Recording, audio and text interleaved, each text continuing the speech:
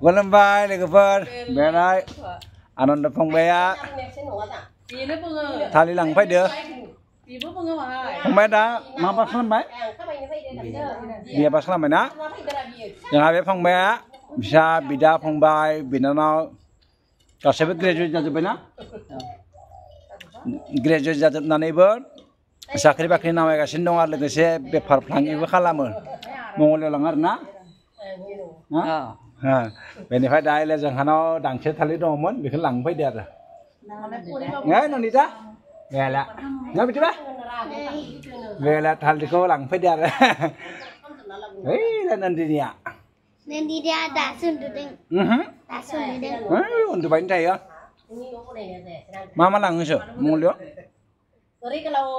मा लाङो फिथाइ सामथाइ लाङो ओमफ्राय भेजिटेबल्स लाङो दे मोजां मा सनिबार मा बाजार बुङो बेखौ हिनजावखा बाजार ना माइखि बाजार बुङोमोन माइखि बाजार बुङो आरो ना लोगोफोर जोंहा मंगलदैयाव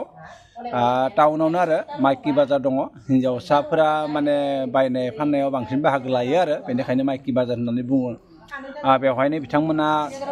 मैगं थाइगं फिथाइ सामथाइ नागिरनानै मोनफ्रोमबो हाप्तानि सुनिबाराव फाननो लाङो आरो ना दा जोंहानि जायो बिथांमोना दा जोंहानाव थालिर दांसे बायग्रबना दङमोन बेखौनो जों माने दिनै बिथांमोननो हरनो नागिरदों आरो बेलाय थालिरा जोबोद गोलाव